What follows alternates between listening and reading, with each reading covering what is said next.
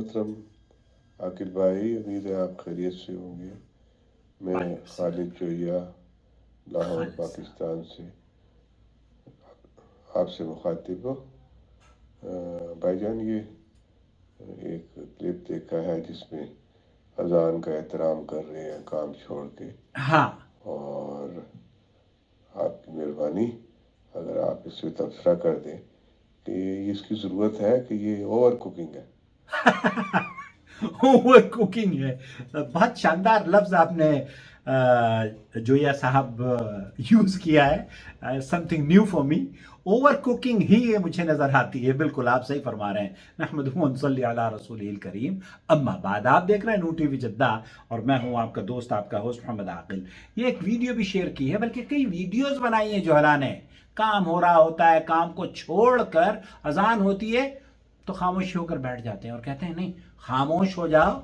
और एक हदीस भी, झूठी रिवायत पेश की जाती है। कहा जाता है कि जो अजान के दौरान बोलता है अल्लाह के फरिश्ते उस पर लानत करते हैं। ये भी एक झूठी रिवायत आपने शायद सुनी है। तो ये ओवर कुकिंग का जो लफ्ज आपने इस्तेमाल किया है, इस सिलसिले में समाहत शेख अब्दुल अजीज बिन बाज मुफ्ती ममलकत सऊदी अरब से पूछा गया तो उन्होंने क्या जवाब दिया, मैं उनका जवाब आपकी खिदमत में पेश करता हूं। कलाम अथना अल अज़ान और बाद अल अज़ान, क्या इसका क्या हुक्म है? अजान के बाद और अजान के होते हुए गुफ्तगू करना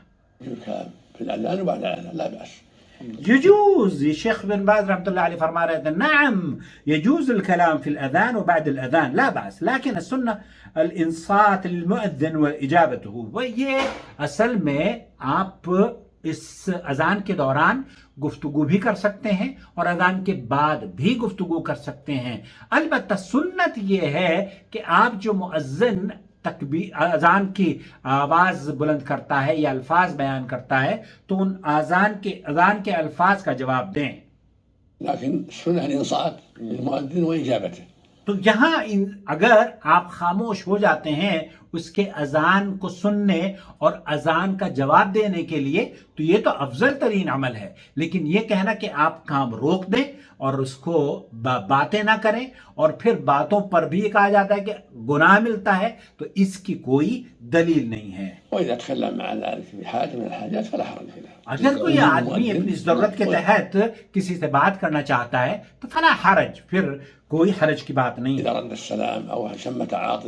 और इसी तरीके से अगर कोई आदमी सलाम करता है अजान के दौरान तो सलाम का तो जवाब नमाज में भी देते हैं यार।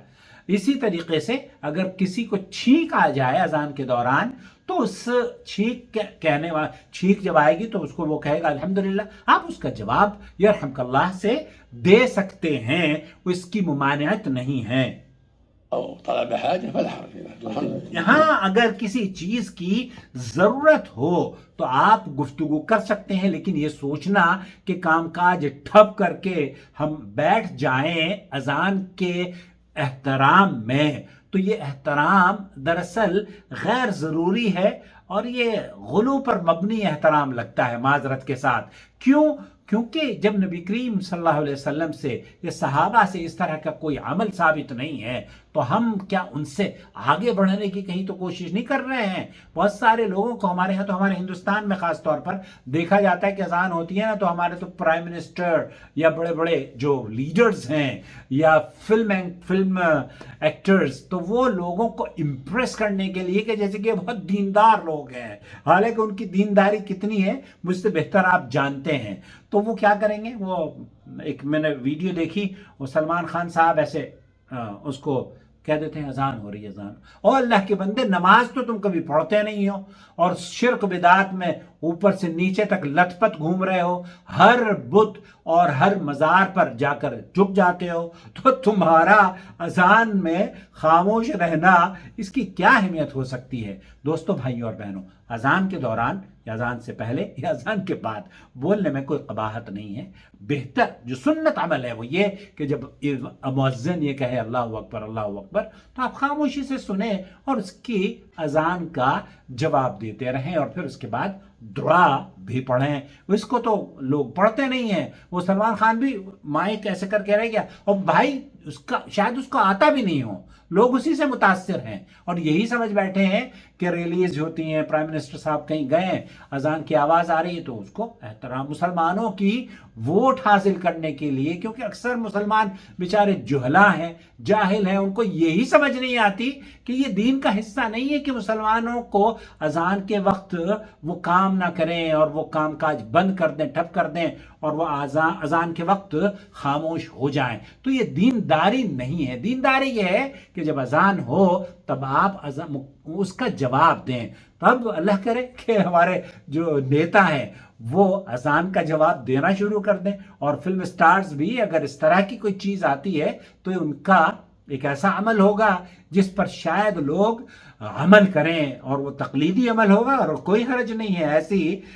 ऐसी तकलीद जो कि सही तौर पर की जा रही हो और एक सुन्नत से मुंसलिक चीज हो, उसको ये ऐसी तकलीद है। देखिए, बाज़ मरतबा तकलीद के बारे में भी हम लोगों के ऊपर यह एतराज होता है कि जनाब आप तो तकलीद को शिर्क कहते हैं। हालांकि हर तकलीद शिर्क नहीं होती।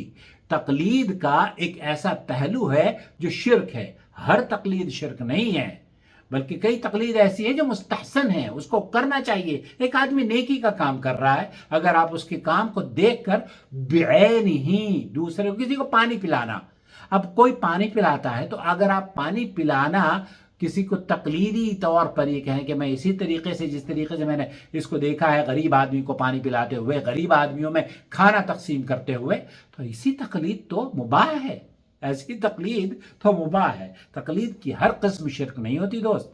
मुझे उम्मीद है कि वजाहत हो गई होगी खालिद साहब। बहुत शुक्रिया आपका।